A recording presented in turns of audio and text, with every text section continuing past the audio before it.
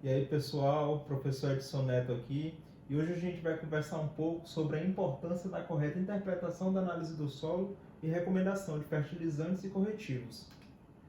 Primeiro, a gente precisa atender à necessidade do produtor, precisamos saber o que o produtor está buscando. E, primeiramente, no topo da lista nós temos elevar as produtividades. Claro que o que o produtor busca é ter elevada produtividade, independente da cultura que ele está trabalhando. Mas não adianta obter essas elevadas produtividades e não ter lucro. E o que é esse lucro? Menos gastos, mais ganhos.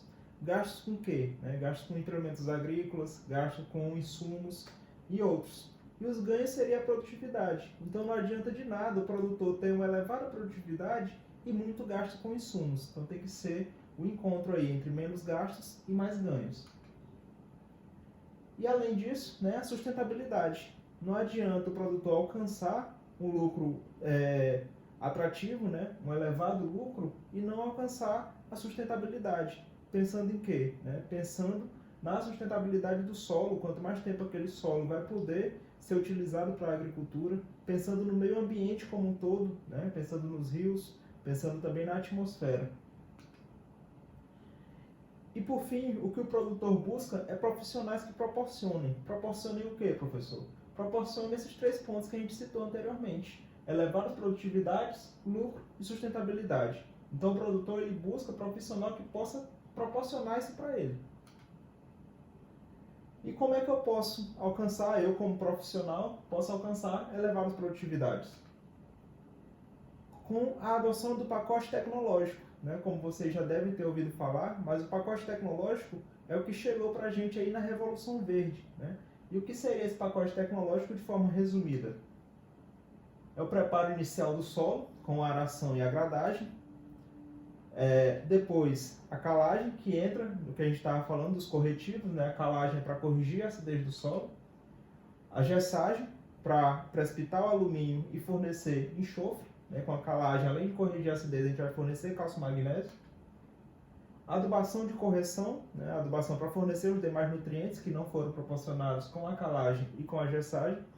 Essa adubação de correção é quando o solo está abaixo do nível mínimo. Tem solos aí muito pobres, intemperizados, que precisam ser elevados pelo menos ao nível mínimo para poder fazer a recomendação de fundação. E o que é a recomendação de adubação de fundação? É a recomendação de adubação quando o fertilizante ele vai junto com a semente, no momento do plantio da cultura. Semente de qualidade, além de todos esses outros pontos, não adianta nada se não tiver uma cultura de qualidade, E começando lá no início da cadeia com as sementes de qualidade. Os tratos culturais ao longo do crescimento da cultura, com aplicações para controlar pragas e doenças. Na sequência, a adubação de cobertura, que é a adubação quando a planta já está estabilizada no campo. Por fim, a colheita. Então podemos ver aí que de todos esses pontos que estão incluídos dentro do pacote tecnológico, 5 deles é tratando de adubos e corretivos. Aqui nós temos um exemplo do pacote tecnológico, onde envolve o maquinário, a genética da cultura, entre outros. Então, sabendo da importância que os fertilizantes e corretivos têm no pacote tecnológico, a gente precisa saber quanto por cento dos gastos é proveniente de fertilizantes. Fertilizantes esses que vêm de outros países, nós somos dependentes de importações, e países do leste europeu, que está em constante conflito, o que encarece ainda mais esse insumo. O KCl, por exemplo, o cloreto de potássio, ele está custando aí R$6.000 a tonelada. O MAP, R$7.000 a tonelada, e a ureia, R$5.000 a tonelada. Agora vamos falar mais voltado para fertilizantes e culturas específicas.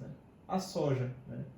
Para a produção de soja, nós precisamos de pelo menos 13 sacas de soja por hectare para pagar o fertilizante. E a produtividade média nacional são 59 sacas por hectare de soja. Então, fazendo uma conta rápida, nós temos aí que 22% da produção de soja é destinado só para comprar fertilizantes. Falando agora um pouco sobre o milho, nós temos que 40 sacas por hectare de milho produzido é utilizado só para pagar fertilizante. E a nossa produtividade média nacional está em 105 sacas por hectare. Fazendo uma continha rápida aí, 38% da produção é destinado para comprar fertilizante. Então, nós temos aí a importância entre interpretar uma análise de solo e recomendar a adubação e corretivo. Fazendo isso corretamente, a gente vai obter lucro.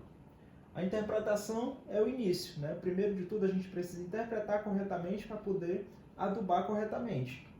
Aqui nós temos um exemplo de interpretação, para quem pega esse tipo de análise de solo, esse tipo de interpretação e fica perdido, acaba errando algum valor, isso vai encarecer ainda mais o resultado final, o produto final. Eu interpretando erroneamente, eu posso estar adquirindo fertilizantes em excesso ou em falta.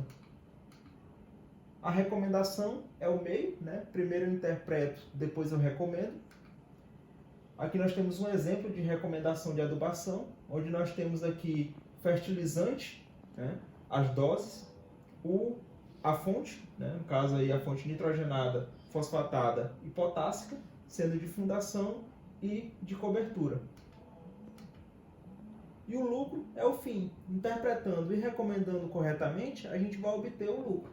E de que forma a gente vai trazer mais lucro para o produtor, interpretando e recomendando corretamente?